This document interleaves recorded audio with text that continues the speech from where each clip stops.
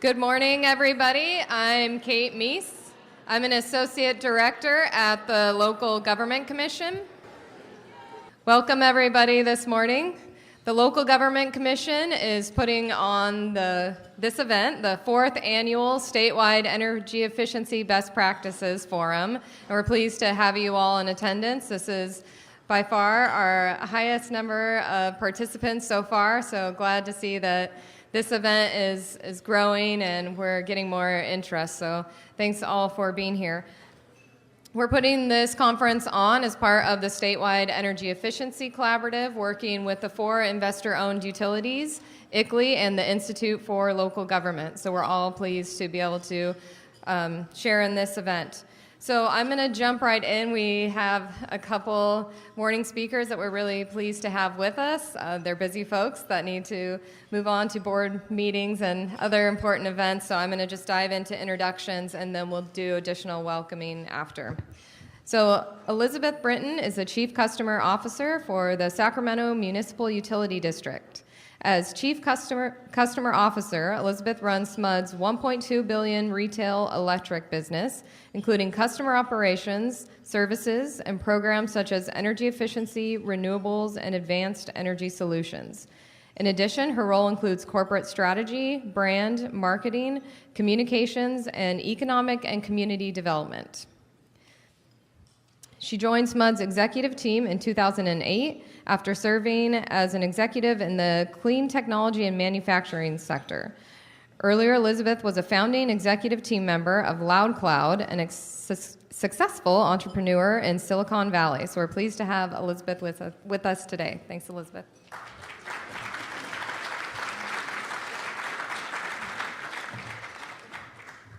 Good morning. Thank you so much for having me this morning. And my good friend Steve Malnight was gracious enough to switch places with us this morning because we, like local government, we are a public entity and we have a public board meeting that starts at 9. So I'm going to say my comments and then dash, not because I wish I could stay here, but because that is part of our role as a public entity is to have these forums. We have public board meetings every other week where we have the chance to engage our customers and talk about these important topics.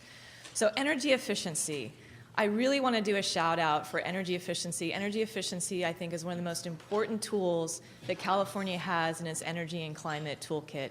As a matter of fact, I'd like to encourage everyone to think of it first.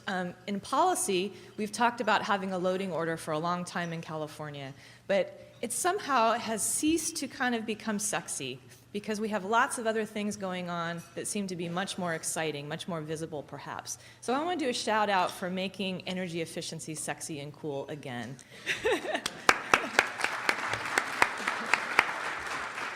Because just because you can't see it doesn't mean it's important. And as we all know, energy efficiency, if we start with it first, we're really getting at the core of a multiple bottom line, not only in terms of overall building performance, but comfort. And I want to share some stories that we've had with some of our local government customers where they get a lot of political pressure to put on, and we love renewables, so don't get me wrong, but they get a lot of political pressure because you can see it. Let's slap a solar array up so everyone can see it. Meanwhile, it's a very old building where the ductwork doesn't even work, where there's literally dollar signs floating out of the windows because basic weatherization has not been completed. Deep retrofits haven't been done. And so what happens is that you're actually, at the end of the day, you're really not saving on your energy bill, and you're actually not dealing with or solving the actual comfort of the workers, employees, and people in the building, and you're actually not taking a step forward in your overall energy solution.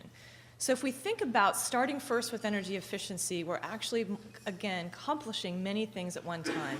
We're actually solving the comfort. One of the local government buildings I toured recently, literally employees, because there was literally a 10 to 15 degree temperature shift between cube areas, they had taken to their own ingenuity and had cardboard and these really, really pretty amazing, workarounds so that they wouldn't get blasted by air that was too cold or down the hall blasted by air that was too warm. These are basics, and yet that same building operator was like, we want to slap solar up there because that way we're going to get the air cover from our elected officials and our city council, and it's all going to be cool. And so what we're, as utilities, all here to help you with is let us help you, arm you with the information, the educational tools. All of us have material out there on the tables in the back. Help you educate your leaders, your policy leaders, and your stakeholders so that we can actually do the right thing for your building inhabitants, the performance of your buildings, as well as for California as a whole. I was talking to Steve Berberich yesterday, who's the CEO of the Cal ISO, and he was sharing with me the latest load modeling that they're doing for the state of California using data from the California Energy Commission. California's peak has grown each of the last 3 years. And what that means from a systems perspective is that the stress on the overall energy grid is not diminishing, it's actually increasing. And for those of us like in Sacramento that have a very hot, spiky peak in the summer that draws huge amount of air conditioning load, that puts the whole system of California in a very risky place. And what that does from a climate perspective is that we have to draw on the most expensive type of power, and oftentimes, usually the higher carbon power, like natural gas, we have to draw on that power to deliver, to meet that demand during those peaks. So energy efficiency is a very, very important tool because, for example, a lot of the photovoltaics is not coincident with peak. So they have a higher performance earlier in the day. They're finished. And there's this really cool curve, it's called the duck curve, where all of a sudden, boom, the performance of that solar drops off like a cliff, and all your other generator sources have to ramp up really fast. That's a very challenging thing. And this is where energy efficiency, again, going to the multiple bottom line, can not only help you right locally with the comfort and performance of your building, but from a system in California perspective, as we all work together, it can help us really advance the policy directions of California, as well as minimize the risk of our overarching system, and how that benefits regular Californians helps us all keep our energy bills lower. So again, not only is energy efficiency an incredibly important tool, my proposition today is let's remember to think of it first. Let's start with energy efficiency and then go from there. Because when we start there, then we are benefiting the whole. And I want to share a couple of cool things about SMUD. Because we believe in that so passionately, our elected board actually took the state goals of energy efficiency and increased them by 50%. And we've been successfully meeting those targets of, so for us, 1.5% of our total load we have to address through energy efficiency on an annualized basis. And we've been accomplishing that consistently over many years. We also achieve the highest gigawatt hour savings per dollar spent of any utility in the United States. And we're really, really proud of that. And the benefit for our customers is that they not only have lower energy bills, but they have a lot of comfort. So when it's really super hot in Sacramento, like a couple weekends ago when it was 114 in some parts of the valley, guess what? Our customers not only had electricity, but they were comfortable because they learned how to pre-cool their homes, they had shade trees, they learned their buildings were weatherized, and it was comfortable. And what was really cool, when we did our load analysis data from that heat storm that was a couple days, we had a smoother peak because our energy efficiency was working for us. So both our commercial customers and our residential customers, because we've been consistently applying energy efficiency principles for a long time, it was a great benefit for the community as well. Another thing that's important about energy efficiency from a climate perspective is it also benefits local air quality. In our region, we're a non-attainment area, and so being able to address air quality is something that's also equally important because, as I mentioned, we can not only save from constructing a new power plant, but we can also use less of the higher carbon fuels because of energy efficiency in action. So we're very, very excited about energy efficiency. And the thing that's cool, if you think about the future, now we have new technologies that make it really easy for building operators who are sophisticated, like a large commercial entity or school districts or so forth, as well as individual resident homeowners who just want to set it and forget it. Now we have smart control systems. We have lighting controls with LEDs that are dimmable and very, very cool. So again, it's not only sexy, practical, it's cool. And there's some great companies now that you can buy smart thermostats at stores like Home Depot, so it's convenient. There's even really most advanced, like Windows, for example, now the prices come down, you can get really great Windows.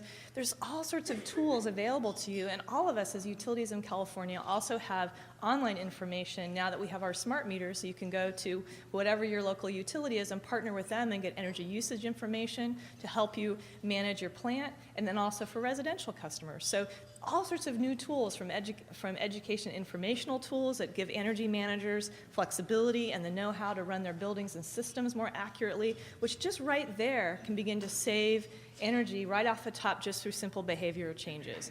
So you have those types of informational tools all the way along the spectrum with some amazing technologies from smart thermostats, control systems, lighting, et cetera. So it's a very, very exciting time.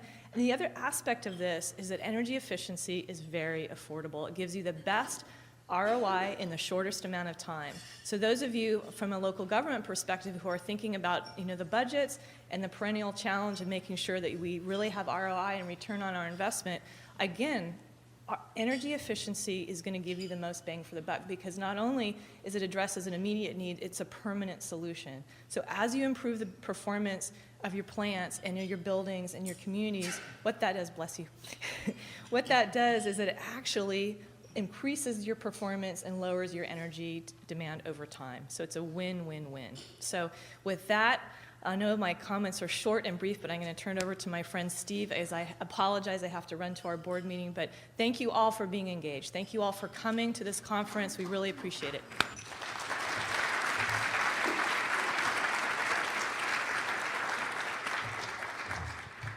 Okay, you heard it. Our charge is to make energy efficiency sexy and cool. And I think we have some sexy and cool people in the room, so I have no doubt that you guys can do it. So next we have Steve Malnight, Vice President of Customer Energy Solutions for Pacific Gas and Electric Company. He is responsible for the company's expanding portfolio of demand-side customer solutions, which includes energy efficiency, demand response, time-variable electric pricing options, automated energy management, electric vehicles, and on-site customer generation. Malnight joined PG&E in 2002 and has held various leadership positions during his time with the company, including Special Assistant to the Chairman of PG&E's Corporation, Vice President of Renewable Energy, Director of Customer Strategy, and Senior Director of Finance. But thank you guys very much for coming and attending. And on behalf of all the investor-owned utilities in California, I want to welcome you and thank you for everything you do every day on driving energy efficiency and helping our local communities. It is, as Elisabeth said, it's a great time to be talking about energy efficiency. And I liked her point. We have to make it cool again. It's important, too, because, we're standing here in California, in the capital of California, where, frankly, we put the cool in energy efficiency a long time ago. California has been focused on energy efficiency for 40 years, and this has been a model that we've been demonstrating to the rest of the country, and one that we should be extremely proud of. So I want to talk about that model for a second, because sometimes I think we who are so close to this discussion lose sight of the incredible successes that we've had in energy efficiency, and we should celebrate that, but also recognize that that legacy of leadership is what calls us to our future and where we want to go. We all saw not that long ago President Obama in the State of the Union speech talking about energy efficiency and the importance of it, and setting a goal for the country to cut in half the energy wasted by homes and businesses over the next 20 years. Well, those were exciting comments for all of us who are passionate about energy efficiency.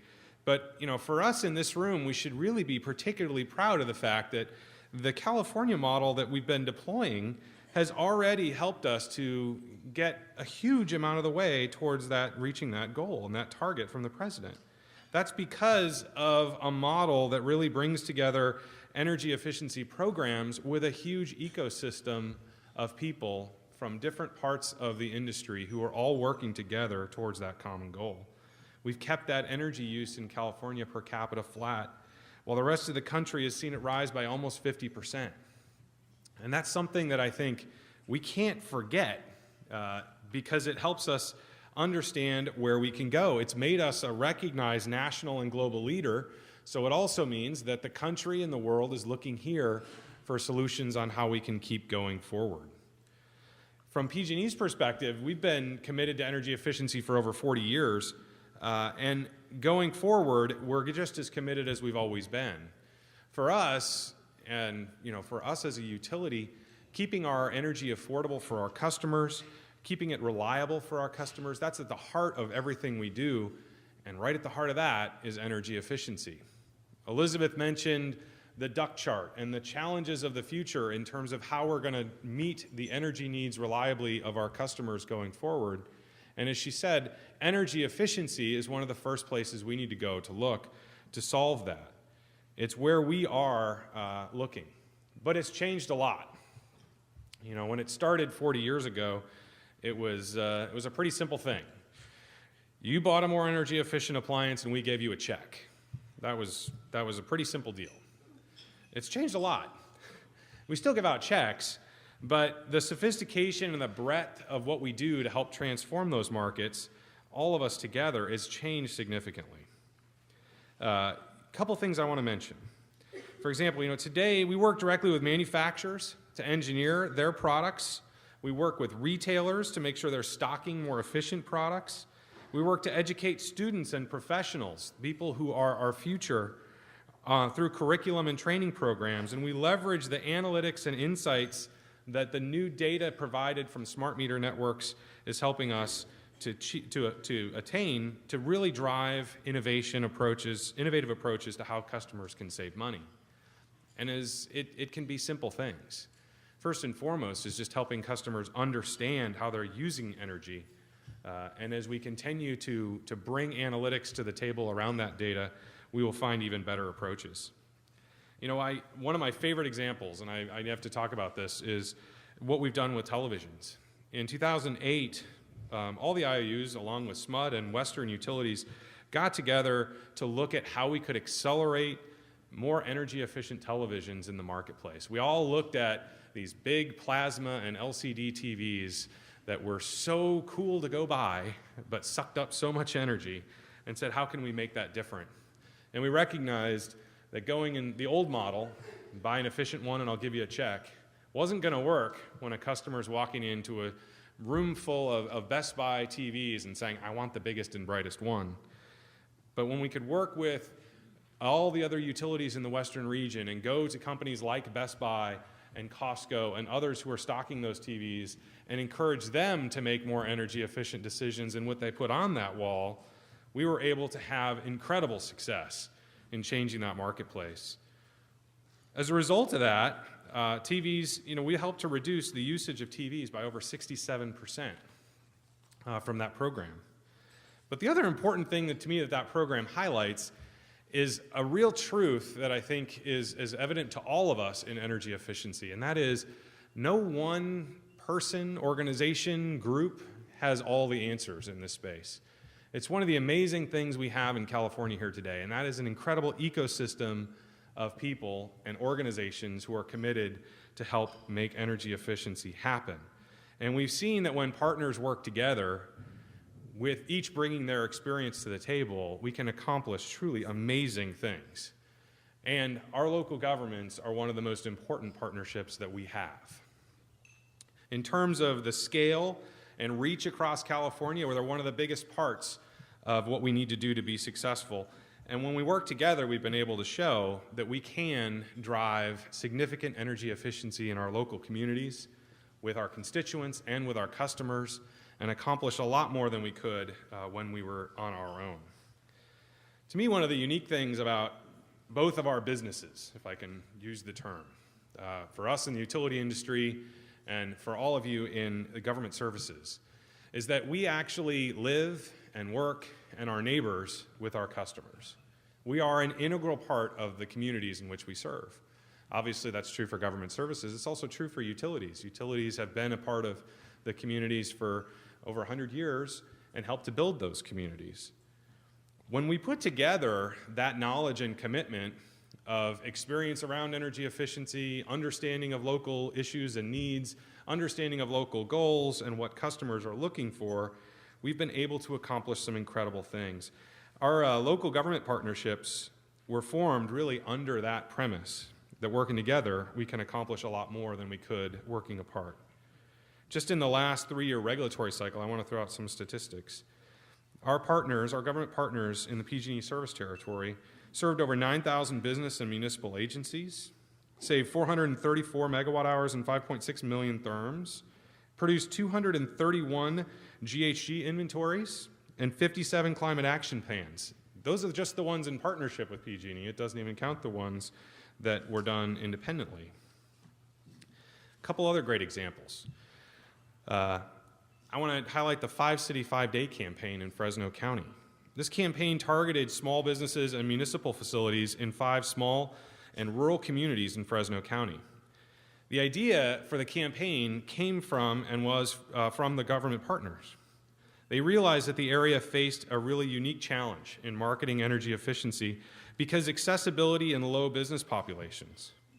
The 5 Cities 5 Days campaign was a way for a small business and cities to sign up for an energy improvement during a designated week where they would not only receive the upgrade, but media attention and access to additional technical resources. That's just one example of innovation and success that comes when we work together and partner together. One of the other things I want to highlight is the work we're doing to help enable energy data access for our local communities.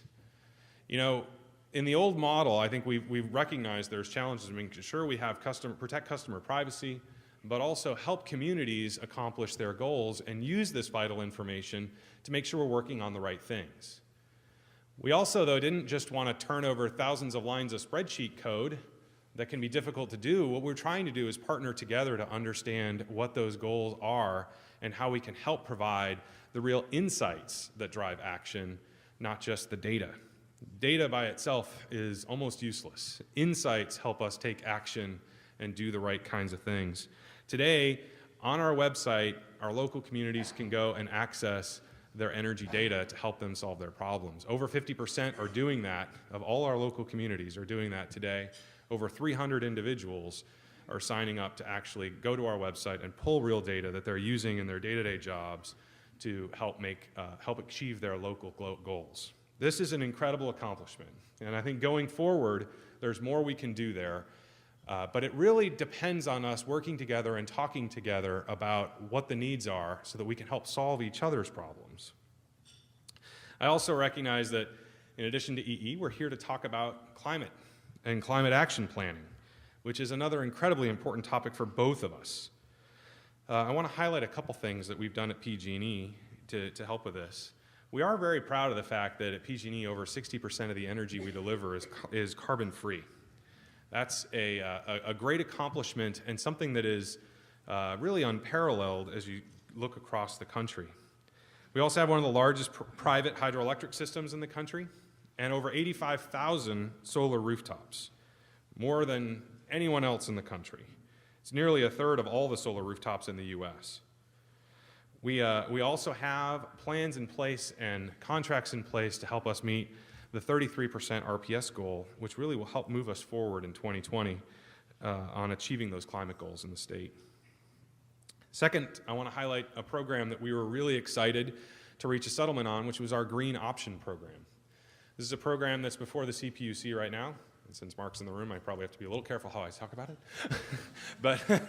but we're excited because in this program, it would enable customers to elect to go to 100% renewable energy for their home and buy that renewable power in an easy and simple way. The other exciting thing about that, though, is that the renewable installations would correlate to the geographic location of signups. In other words, local enrollment leads to local renewables and local solar installations. We recognize how important it is for customers to be able to see that progress and know that it's there. And just in conclusion, I want to talk about a couple things that I would encourage us to think about as we go through the rest of today and this important meeting. First, I think we all have an important role in sharing the success of what has been accomplished here in California. It's important for our constituents and our customers and the state to recognize that all the effort and the resources and the work that we do every day has accomplished incredible things for this state. It's also important as the nation is looking to us to understand how we can keep moving forward for us to celebrate that California model that's worked so well. Second, I just want to highlight the common goals that I think all of us really have. And we can oftentimes think about things we may disagree on, but there is so much that we do agree on and we share as a common goal. We all want to help save energy. We all want to help improve the environment in our local communities. And we all want to help our customers and our constituents save money. These things are a really important foundation for us to work together on.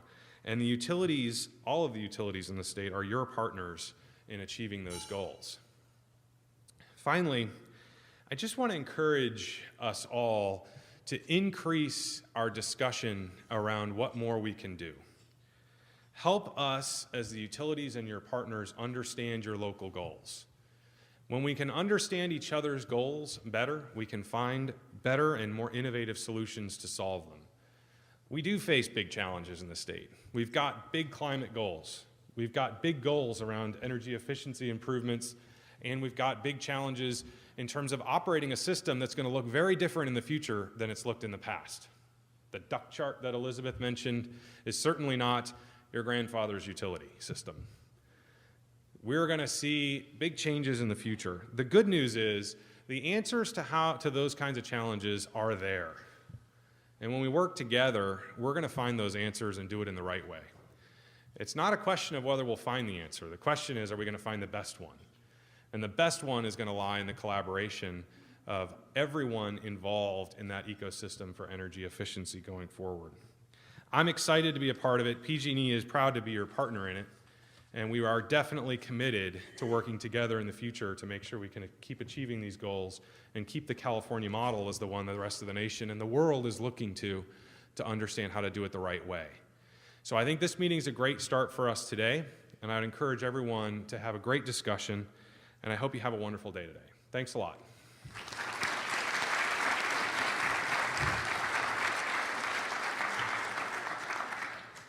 Thanks, Steve. And it really is a key goal of the statewide energy efficiency collaborative to foster and nourish that ecosystem. So we look forward to working together to find the best solutions that we can find.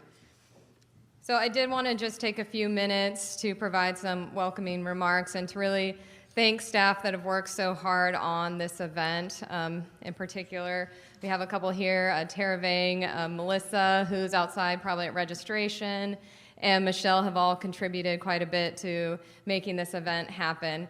And I do want to say a couple special words for Jenny Woods. It's her 2-year anniversary today at LGC, and she's contributed so much to this event and to our work, and it feels like she's been at LGC much longer than 2 years, and she's really a critical part of the organization at this point. So if you get a chance, Jenny, wave. Congratulate her and thank her for all her work on this event. There's somebody else I have to honor today as well before I introduce him as our official MC for the event. As many of you probably saw, Pat Stoner is retiring at the end of the year. There were some groans, and some disappointment, and I think we all are disappointed, but we know that Pat has other passions that he's excited about pursuing, so it really is, I think, something that he's excited about. But I did want to take the chance in front of so many of his friends and his colleagues and folks that have known Pat for a long time to say a few words. Pat joined the LGC 20 years ago, working on the Energy Aware Planning Guide, and really became immediately a very critical part of the organization. And his contributions are so many that I'll just have to highlight a few. Managing energy efficiency design assistance for new residential development plans, overseeing a Cool Roofs rebate program, helping local governments procure, finance, and install renewable energy systems, assisting the Redwood Coast and Ventura to establish energy offices, and a pilot project to help local governments explore the feasibility of community choice aggregation. And you all have known him for a long time through many of those activities, but more recently as the statewide local government energy efficiency best practices coordinator. So we have to thank PUC for that title. That makes it very difficult for us to introduce Pat, but I think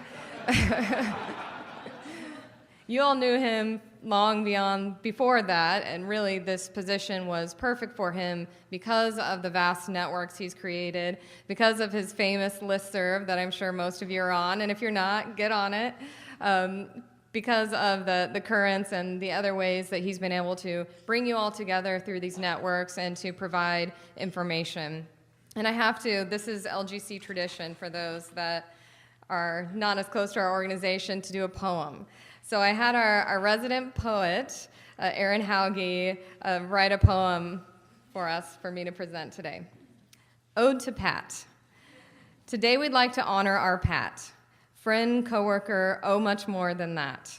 With his sharp knowledge, good humor, and sure wisdom too, his patience and kindness and lots of can-do. He's the kind of fellow you want at your side, whether buying See's candy or biking a ride. Energy efficiency, cool roof rebates, helping folks out with programs and rates, renewable energy system installation, assisting community choice aggregation. Full of ideas, assistance, and cheer, can-do is easy with Pat Stoner here. It has been since the year 1993 that Pat has been part of the team LGC. He's hardworking, sincere, with class and aplomb, and it will soon be time for him to move on. To Port Townsend, his earth spot, his home to the north, no more commuting the back and the forth. The energy maestro will lay down his baton and perhaps mentor another who shall carry on. The tradition of currents, the energy newsletter, to share information and make programs better. Our Pat is just fab, and we'll wish him the best when he moves up the road, but don't worry, not yet. So thank you, Pat. Thank you for all that you've taught me. And thank you for all that you've done for your friends and your colleagues across the state. Thank you.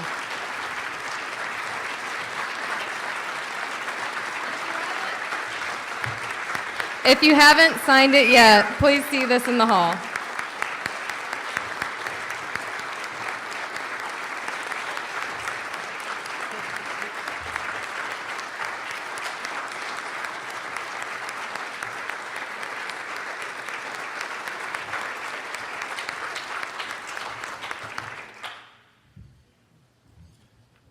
Well, kind of emotional there. Well, it's been good. You know, it's been a good ride. And I especially like the current position that I have. So, anyway, I'm supposed to be the host today. I'm going to be talking about the SEEC partners, not just me. And sorry. So I'm going to be going through the resources for the SEEC team next, and Jenny's going to help me do that.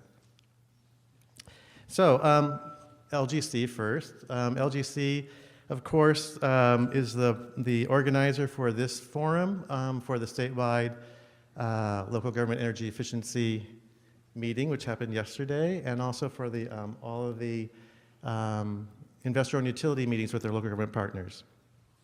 I have to put my glasses on, sorry.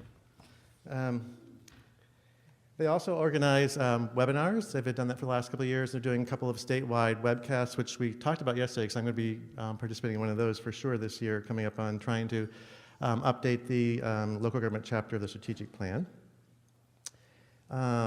This year, though, they're adding something new as well.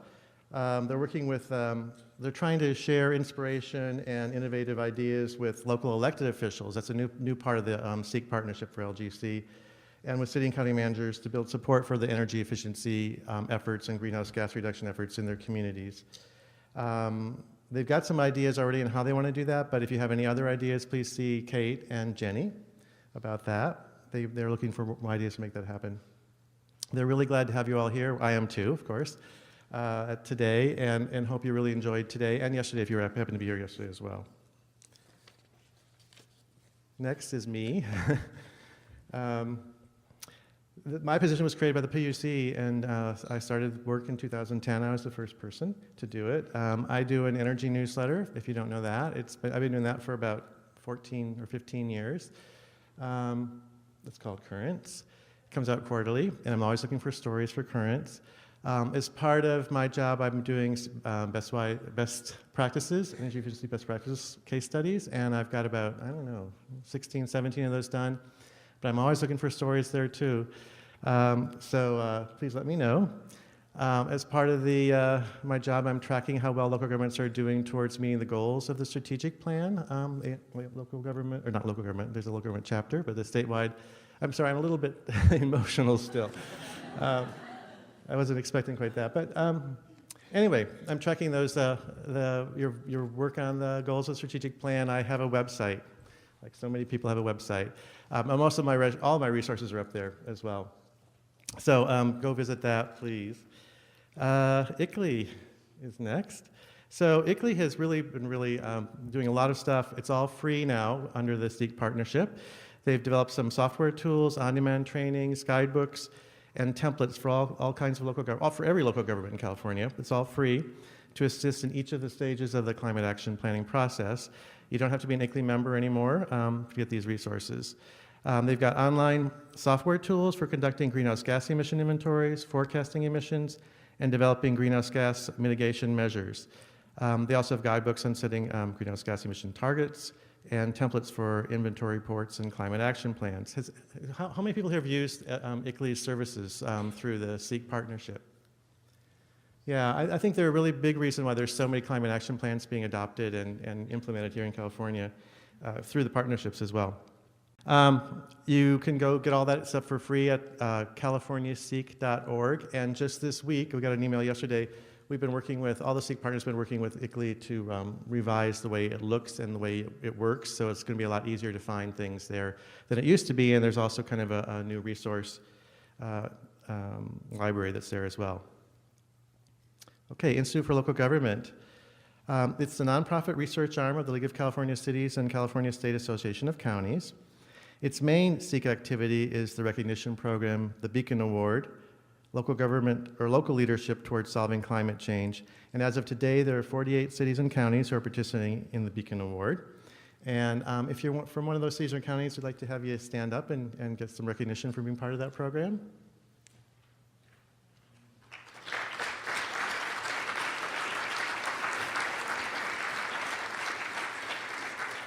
And also there are a number of Beacon champions as well, like several COGs and so forth are helping with that effort. And also there are people who have had interim recognition awards too. So I guess, is there a list of them up there too? Yeah, Spotlight Awards. So these people also deserve a round of applause.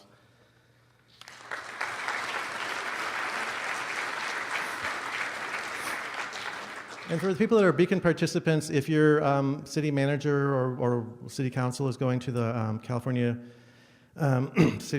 League of California Cities annual conference this year, there's going to be a special Beacon Awards ceremony there during the exposition. So be looking for information about that. And there'll probably be something similar to that at the CSAC conference as well.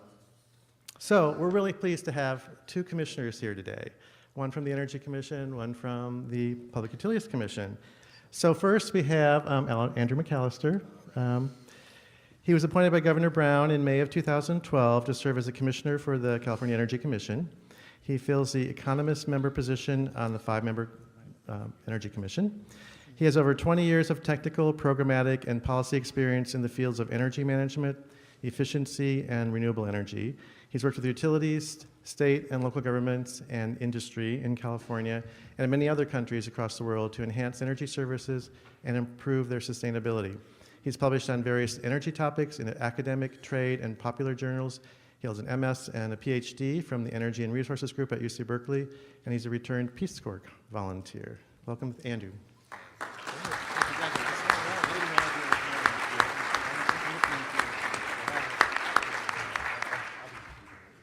So I hope you've all enjoyed our tremendous Midtown Sacramento nightlife. And for those of you from LA and San Francisco, I say that unironically. Really, it's a really nice place to live, actually, having lived here for a year now after being appointed to the commission. So I am mostly going to talk about existing buildings and particularly about Assembly Bill 758. And I think many of you have known you've clearly known, most of you probably, that it passed in 2009. And we, after a number of steps, sort of preparing and getting ducks in a row and going through the ARA period, which many of you, probably all of you in this room participated in, we have gotten on the horse and really started to focus on it in earnest. So I'm mostly going to talk about that. I talked with this group actually a year ago, right after I got appointed, and I'm not sure exactly what I knew at that point and told you, but here's how everything panned out. These are my policy lead areas, just FYI, if you're interested in any of these areas, then I'm the lead commissioner on it, and particularly the vast emphasis is on energy efficiency. And that includes Title 24, California Building Efficiency Standards, Title 20 as well, California Appliance Efficiency Standards. Both of those are just the bread and butter activities that the Commission has led since its inception back in the 70s and have just harvested. They've been unequivocal successes and gotten a lot of energy savings and been much of the reason why our energy consumption has been pretty flat over the last 35, 40 years. New initiatives, there are a couple of them listed there. Assembly Bill 758, the Skinner bill from 2009. I'm going to talk about updates on that, which are hot off the press.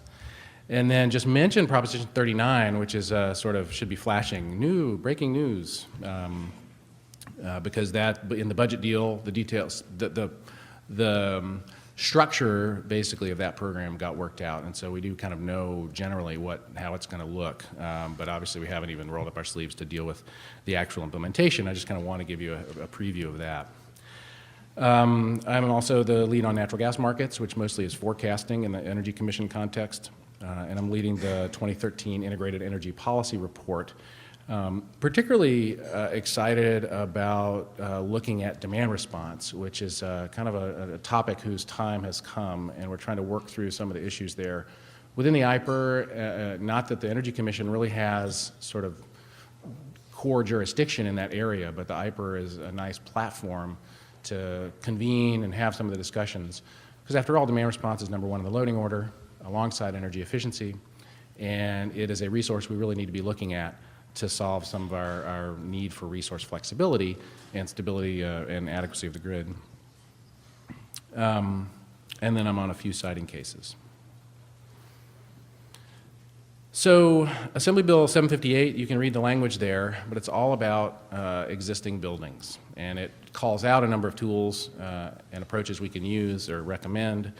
But it really is and Nancy Skinner is really a visionary in this area and has been working at it for a long time and has a vision of really scaling up the existing building upgrade endeavor so that it can save a lot of energy, create a lot of jobs, and inoculate us against sort of the uncertainties of future energy markets.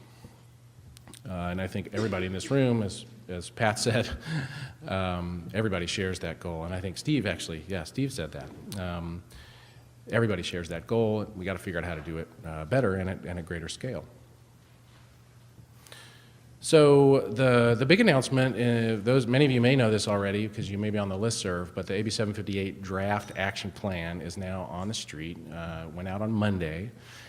And the structure, which I'll talk about a little bit, is that there essentially are groups of strategies. So there are three groups of strategies, essentially. No regret strategies, those are things that just need to happen regardless. And then more voluntary or programmatic strategies, there's a larger group of those, largely based on our existing experience in the program structure, but trying to build on that in productive ways. And then finally, potential mandatory strategies, and those are things like disclosure and potentially efforts like we've seen in a few cities to look at more prescriptive approaches. And really the mandatory effort really depends on how far we figure out we can get down the road with more voluntary measures. Disclosure, of course, is something that can help those voluntary measures succeed and grow. So here are a few overarching themes that I've tried to sort of instill in this process. of developing the AB 758 action plan, you know, there's a big gap between where we need to go and where we are. The scale up, I think, is proving to be relatively difficult to get to get people to pull the trigger on projects to upgrade their existing buildings. It's not an easy thing to do. We focused a lot on sort of the getting people to pull the trigger on a comprehensive upgrade. You know, building performance and really taking building performance seriously. That is incredibly important. But at the same time, you know, most retrofits that are actively happening out there in the marketplace are relatively small, maybe a lot of them are reactive, kind of, you know, something breaks, you fix it. There's a lot of projects going on out there in all of your jurisdictions that really the energy efficiency message never has a channel into them. It never has a way to touch those projects. So we've got to figure out how to get that message to more and more projects.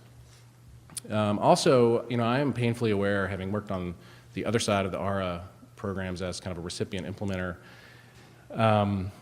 you know, the market actors are the ones who are going to do these projects, right? The contractors are the ones who are out there with the white trucks, cruising around, actually installing stuff, making sales, developing a pitch, trying to make it happen. And, you know, more rules on them don't help them with that. In fact, they do the opposite. And so we need to really find a balance between requirements. You know, we need to do the EM&V. We need to sort of get some data associated with those projects. Requirements, some minimal level of requirements. We need to figure out what that is. But we really need to let the marketplace innovate on that. You know, I certainly, as a regulator, and you know, the local government itself, except on its own buildings, the utility itself, are generally not going to go out and do retrofits, right? We have to create the conditions by which contractors and ESCOs, et cetera, can do it. And so that's really been an organizing principle of AB 758. So this is a graphic from the document itself, and you'll just see the groups of no-regret strategies, voluntary pathways, and potential mandatory approaches, which I discussed before, so you can look at those at your leisure. I definitely encourage you to go print that document out and look through it. And I wanted to highlight a couple of strategies in the no-regret section. No-regret strategy number one is data reporting and management. Steve mentioned that. A lot more is going on now than has been going on in the past. But I think and there are a lot of conversations going on in different areas about this, and the Energy Commission is trying to kind of organize that thought process and you know, potentially use our rather extensive statutory authority to push that conversation forward. There, you know, at the agency level, certainly we have a stake in having good data, reliable data, accurate data, fairly granular data, and longitudinal data to be able to monitor where the marketplace is going and tailor policy, make recommendations, have geographical understanding of what's going on, have measure-wise even understanding of how the marketplace is evolving. And then the question becomes, so at the agency level, that's kind of one set of issues. But then when we start thinking about how to push that data out into the world, then we get into all sorts of other issues. You know, the agencies are kind of on one side of the privacy firewall, and everybody else is kind of on the other. And we got to figure out how to push data out appropriately. There's a really robust conversation about that going on now in a couple of different forums.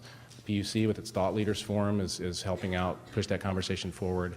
Within the smart meter proceeding, there's also a different but complementary discussion going on. And I'm hopeful that in the 758 process we can really have a broad discussion about this and figure some stuff out and really get to the bottom of it. And create resources that are gonna help all of you in the room have access to actionable longitudinal data. And as Steve said, it's not just the data, it's the intel that data allows you to develop. So, you know, one thing that I'm very excited about is the fact that there's so much innovation going on in this space. There are a lot of tools out there, third-party tools. Some of them actually leverage smart meter data in the cloud and sort of bring back really actionable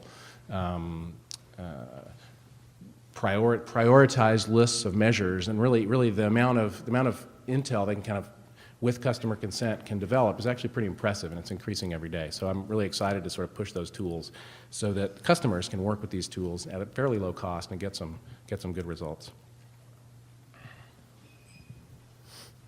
No regret strategy number two, and I'm sure this is something that you all have opinions about, is how to improve compliance, essentially compliance with code. There are a lot of reasons that could happen. I mean, health, safety. There's lots of drivers behind that being a good thing. But we think we're leaving a lot of energy savings on the table as well. Most HVAC changeouts, for example, in residential sector are not permitted. Nobody knows really what goes on with those installations, and that's not a good thing for a whole bunch of reasons. But it doesn't let anybody really have insight into the marketplace about what's going on or have a touch on that project, including the local government, forgoing the permitting revenue and also not being able to check out the health and safety impacts of that. And then also just not making sure, not having any pathway to make sure that that's installed up to code and actually saving the energy that it could be saving. So they're mostly carrots is the approach that I would prefer to go through here. But obviously we have to have the complementary enforcement capability on that to make sure contractors behave. So tools for local governments, for example, figuring out how big the problem actually is first, providing some tools for local governments to improve their processes, lower the transaction costs to the contractor, get it so the contractor actually doesn't see getting a permit as a bad thing. Because right now, you've got two prices on every job. You've got a price with a permit and a price without a permit. And of course, we're going to install it the same way either way. It's up to you, the customer, right? So we've got to get around that. We have to get the culture of getting a permit kind of switched around. So big job. Do I know the answer? No, I don't know the answer. But I know it's a problem that we have to try to solve.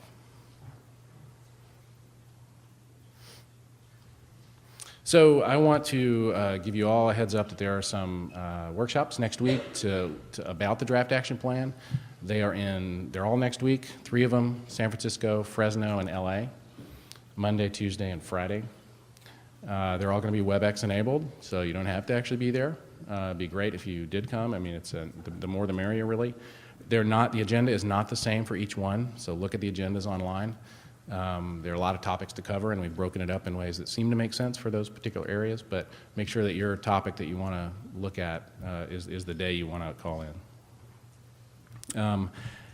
Really would love to have your written comments. The Energy Commission can't do this by itself. Even the agencies, we're holding hands really tightly on this with the Public Utilities Commission, working with the other agencies that are involved, really trying to, keeping Assemblywoman Skinner's office really involved in the process. Engagement is the only way, heavy engagement is the only way this is going to work. And so all the stakeholders, the local governments, the utilities, all the contractor agencies, other industry, the building industry, we've really got to get everybody talking about these issues so we can come up with the best ideas, put them in the plan, and then execute.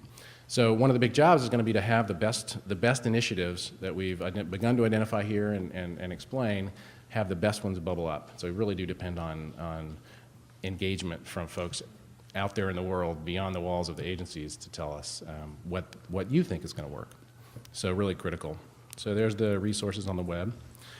The last thing I want to talk about is Proposition 39. This passed last November, obviously. Been a lot of discussion, a lot of bills about Prop 39, and a lot of it got rolled into the budget discussion. And it turns out the Energy Commission is going to have a couple of roles. There's some funding that goes to the ECA program, which funds schools and local governments to do upgrades on those buildings with low-interest loans. So $28 million is going into that program for schools. And then the Energy Commission is tasked with establishing the process by which the schools will access Prop 39 funds. And so the eligibility guidelines and the process for doing that, we have to come up with, work with the Department of Education, the superintendent, and put that process in place. And we're going to obviously try to do that in a very timely way. But again, it's got to have a lot of input from the schools. And so to the extent that you can carry that message to your school districts in your jurisdictions, that'd be great.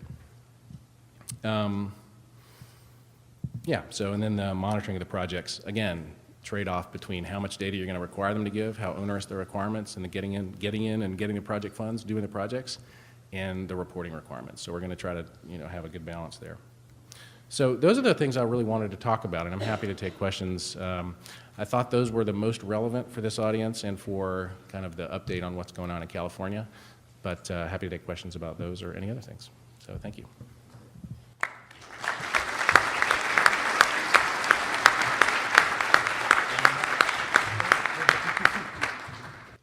Okay, so we also have Commissioner Mark Ferron from the Public Utilities Commission. He was also appointed by Governor Brown, but in March of 2011. Commissioner Ferron spent 25 years in global finance, banking, and operations. From 2001 to 2009, he worked as Chief Operating Officer for the Global Markets Division of Deutsche Bank in London, where he had responsibility for all operational activities globally across fixed income, currency, commodity, and equity markets.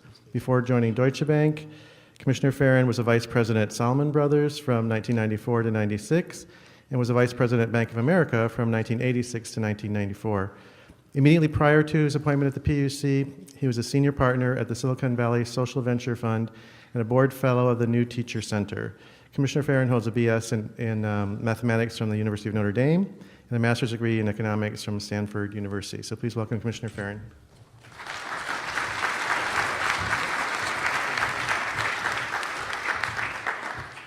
Well, good morning, everyone. As Pat said, when Andrew was appointed to the Energy Commission, everyone was very pleased. I think when I was appointed to the PUC, everyone was very puzzled. I guess one of the many questions I get is, whatever possessed you to leave banking and go to work for the PUC? Those of you who are not familiar with the environment in banking, that answers itself, that question. I think what I'd like to do today is give a bit of a background on climate policy and energy policy in the state, and then relate that to you. And I have to say, it really is quite humbling and somewhat intimidating to speak before you all, because my expertise on the subject of energy efficiency and things like that extends about 27 months. And when I hear about Pat's long service in this role and all you folks here in the room, I really realize how much we can learn from, we here at the PUC can learn from listening to all of you. So what I would like to talk about is kind of give you an overview of how I see energy policy and climate policy in the state, what we've tried to do at the PUC since I became assigned commissioner for energy efficiency back in 2011. So it's going to be somewhat of a personal view, and then hopefully we'll be able to start a dialogue. I do hope to be here through the rest of the day and have a chance to meet those of you that I don't already know. When you think about our statewide energy and climate action, it is very much a team effort. These are the four horsemen, not of the apocalypse, but the four horsemen of the energy policy here in the state.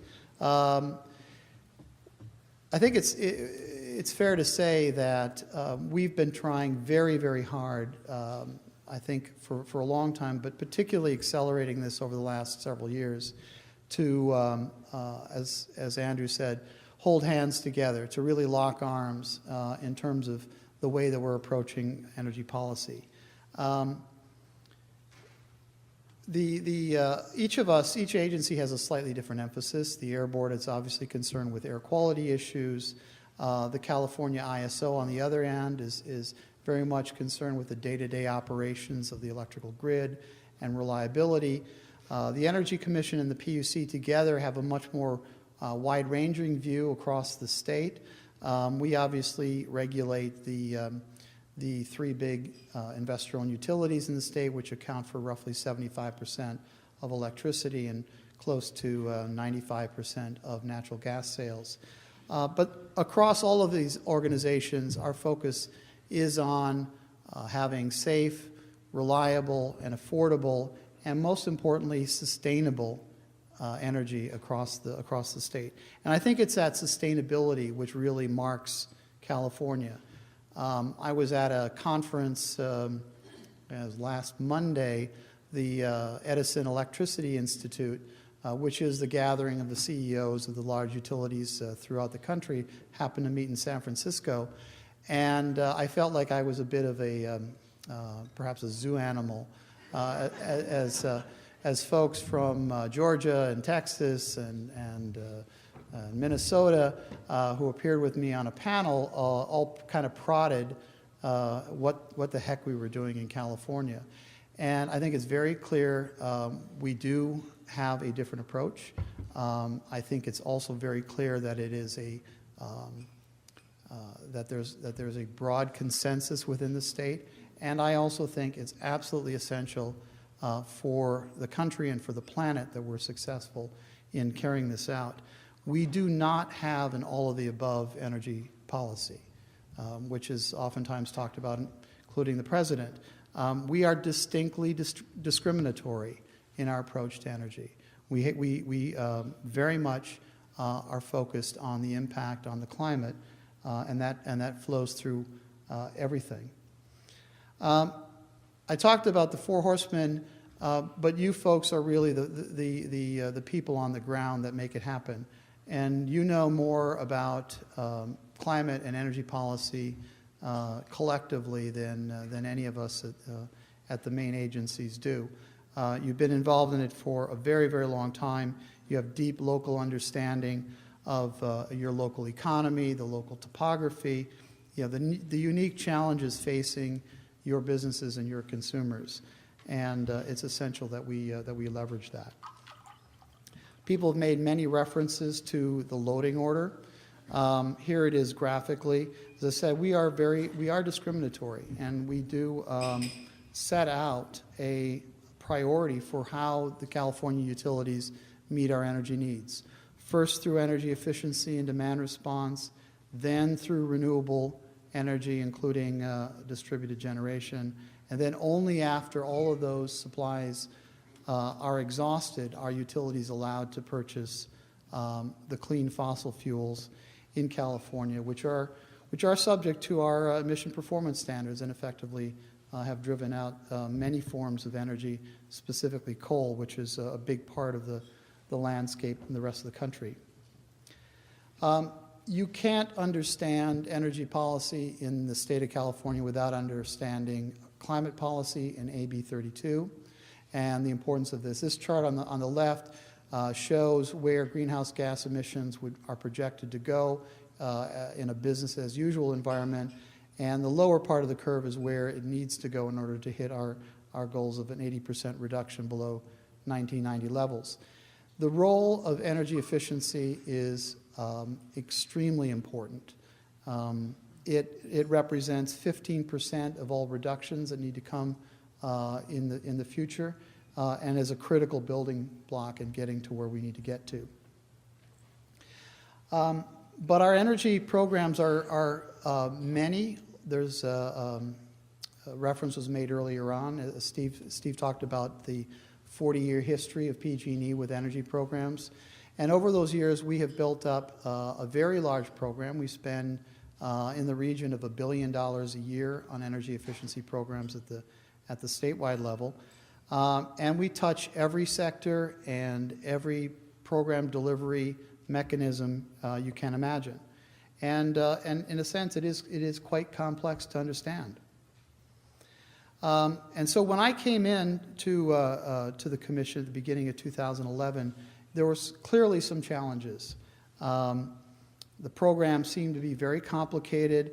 There was a deep disagreement over evaluation, measurement, and verification, which was a key part for the incentive programs that we've set for the utilities. And there was a deep sense of skepticism about our performance. The left-hand side, you can see we were experiencing declining cost effectiveness.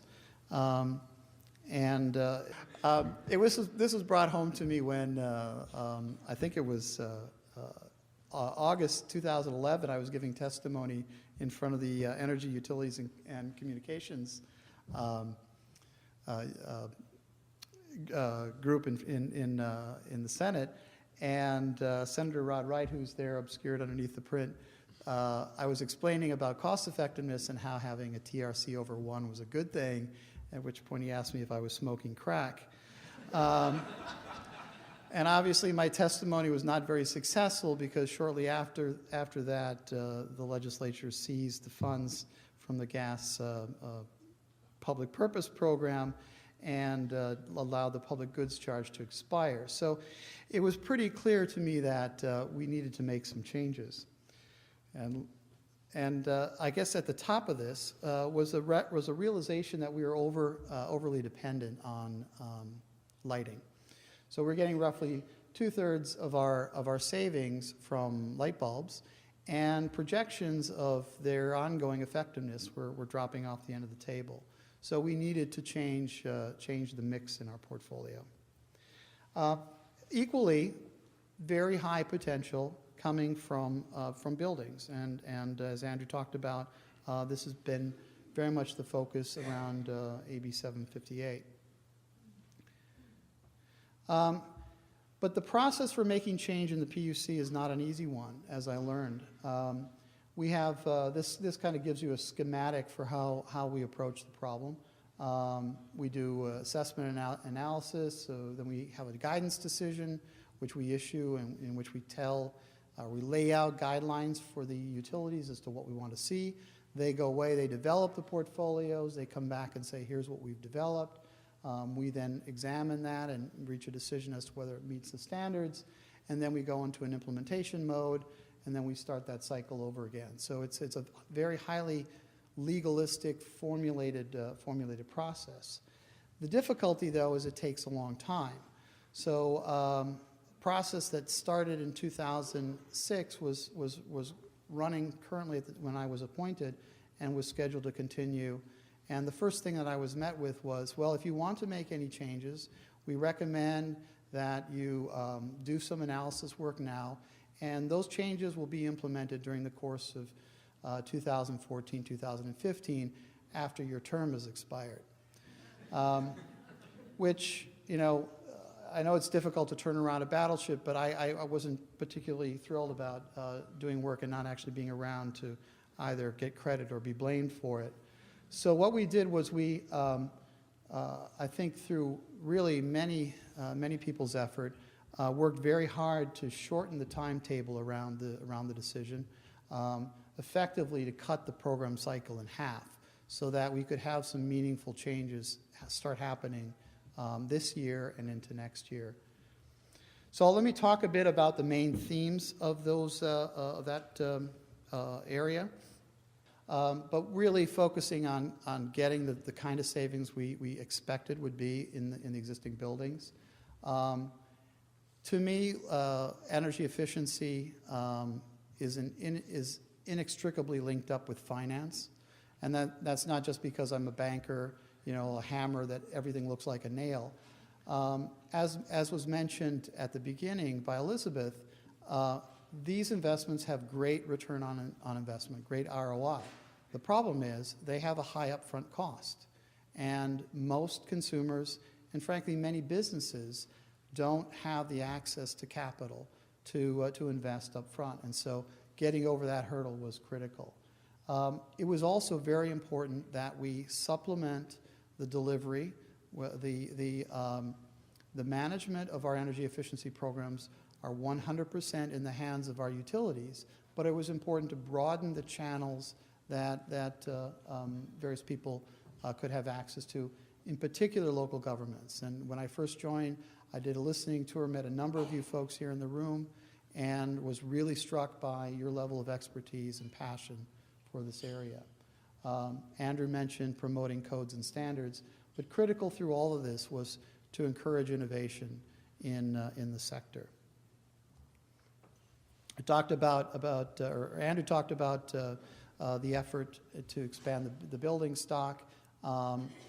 We have a number of initiatives underway, both in the commercial sector and in the residential sector. Heavy focus on finding ways to unlock the real potential there, including municipal buildings as well. I mentioned earlier the importance of finance, and we all gained some expertise from the the stimulus package, and we've had years of experience with on-bill payment and on-bill finance. So a very important goal is to ramp this up. We're in the process very shortly. We hope to be launching a series of pilot programs, which will allow us to, we hope in time, tap into private capital to finance this. If you think about it, we need to spend something in the region of $14 or $15 billion on retrofits in order to meet the energy efficiency gains required for AB 32. We don't have in the state money in that order of magnitude. We have to attract private capital. And so the point of these programs is to use the limited state money that we have. $200 million over 2 years sounds like a lot. It's actually not that much. And to use it to reduce the riskiness of some of this investment, and as alluded to earlier around the data problem, to start generating track record and a history for the performance of this asset. We all instinctively know that energy efficiency is a great asset, generates a great return, but I'll tell you what, Wall Street doesn't believe us. And we have to show them, and we have to show them with a history of real in-the-field performance that generates the kind of return that we're expecting it to do. And so these pilot programs are key to beginning to generate that history and hopefully stimulate a flow of funds into the sector. The other element I mentioned is about changing our delivery mechanism, and in direct response to the conversations I've had with a number of you, we came forward with the notion of the regional energy networks. These are, in the end, there were 2 applications, one from the Bay Area and one from Southern California. And the whole point of this is to supplement our existing programs, to bring in a different approach, coming in at it from a different angle. So we're not looking for duplication. We're looking for you folks on the ground to leverage your expertise and identify opportunities that we're missing, and in particular to act as a laboratory. And this is again somewhat of a departure. Governments don't often set out to do things that they think may fail. We all, we're held to account to have a 100% flawless execution. I don't expect flawless execution here. I do expect that we will learn, and that where things work, we will expand them and continue them, and where things don't work, we will discontinue them. And so it's very important to kind of have that mindset. So what will the RENs be doing in 2014? Very ambitious plan. It's a steep road ahead. I think the key in this is going to be generating the experience and leveraging expertise in areas around technical assistance, finance, marketing, creating incentive programs that are really effective, and addressing issues around workforce training. So, this is now the year where the rubber meets the road. We purposely designed a program which has got a 2-year life, and we're in the process now of designing the next future cycles. One of our challenges is going to be to balance this notion of expanding things that work and eliminating things that don't, and experimenting with having stability and having a long-term view.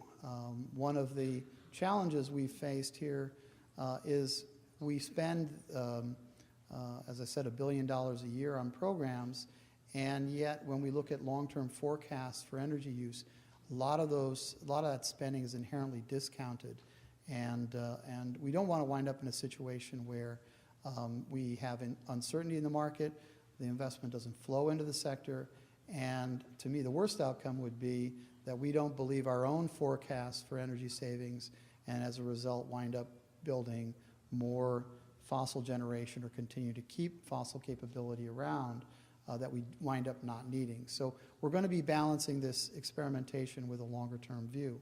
But it is going to be critical here over the next 2 years for the RENs to prove that they can add value to our energy efficiency efforts. And thinking forward, we're beginning to plan now for 2015, this long cycle. It's going to be important that that's proven in the next 2 years, and that we begin to see value being driven from the RENs.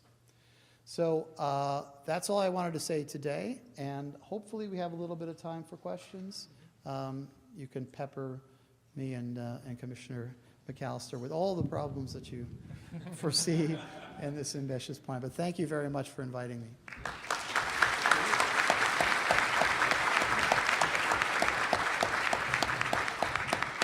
We do have about 10 minutes before the next thing, so does somebody have any? 5 minutes before the next thing. Does anybody have a question for either of the commissioners? Let's go, Commissioner Ferron. I want to thank you very much. You've been a breath of fresh air at the CPUC and giving the RENs the opportunity to show what we can do.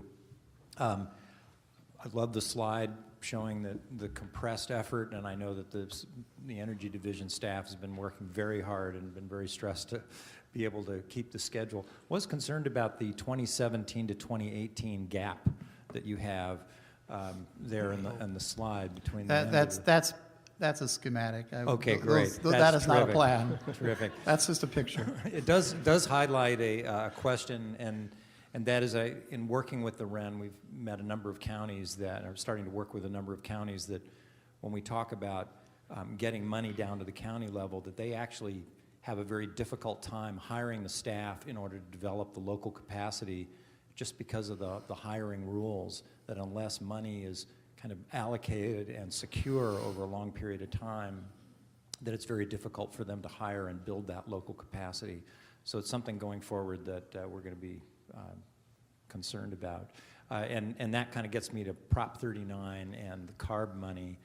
So, Andrew, maybe you could, or both of you could comment on the likelihood that local governments would see any of that money for energy efficiency programs that might be able to do things around and separate and different from what we're allowed to do and what we're capable of doing within the CPUC process. The ARB money, I actually am not as up on what the current state of affairs on how that's going to be used, so I don't know if there's a local government aspect to that. I probably ought to figure that out at some point. I'll point out the part of the reason we carved out the no regret strategies in 758 is because they tend to be things that at least some of the funding for which would need to come from funds that are not subject to TRC, cost effectiveness, that kind of stuff. It's sort of foundational efforts that are hard to justify in that way. And there's stuff going on in the utility portfolios on permitting, for example, but there really needs to be kind of a more full court press on that. And I think that the issues around attribution and all that kind of stuff kind of get in the way. We need to sort of confront those, or at least work around them with some kind of additional. And creating some data infrastructure that's appropriate to the task at hand, it falls in that category as well.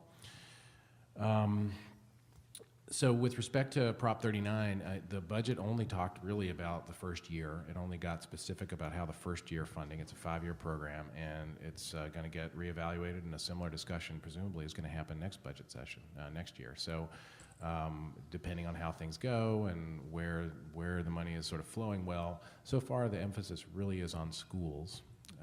And I guess the crystal ball is kind of tending to indicate that probably that'll continue in some form into year 2.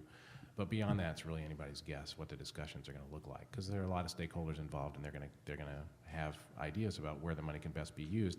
And again, as Commissioner Ferron said, the track record and the kind of professionalism of the different activities and sectors, where the good projects are going in, and the kind of feedback stakeholders generate, I think is going to have a big influence on those discussions. Yeah, I don't have much to add. It's pretty clear that this is a very complicated process in terms of the proposition itself was pretty simple, pretty clear, and it was left to the legislature to interpret it, and it's kind of anybody's guess as to where we wind up. Although I do think that once you get caught up in the Prop 98 calculations, I used to do integral calculus and Fourier transforms. I can't figure out Prop 98, and so so really I think that's why the shape of this is working the way it is. But I will say this, that as it becomes clear, I certainly would be working hard to ensure that we leverage as much of that money that's available as it is available. So again, there's this balance between having a program that you can rely on, as you mentioned, get hiring in place and the like, and responding to changing environment. And you know, if we've got $500 million, that's in this space, and if some of it is up for grabs for us to leverage, I'll be all over that like a cheap suit. I just wanted to ask both the commissioners, given the news a couple weeks ago regarding San Onofre, what are the key proceedings at both of your commissions that local governments that might be affected by them need to pay attention to with regard to replacement power? The first observation I'll just make around San Onofre is we made it through last year without it. I think as much by good fortune as by efforts. I'm confident we'll make it through this year. There may be some hiccups along the way if we have some problems with wildfire and transmission. It's been a very dry year, as you all know better than I do. We have been planning for some time internally for San Onofre to not be online in 2014. That was an explicit scenario around our planning for resource adequacy. And in a sense, the closure of San Onofre removes a whole bunch of scenarios that were time-consuming and now, you know, obviously not relevant. And that will allow us to kind of focus on the other issues, which is who's going to pay for the cost. We have a 4-track proceeding at the PUC. I think that is likely to change a bit because that was designed before it was certain that San Onofre was not coming back. And I can't really say at this stage what the outcome of that is going to look like.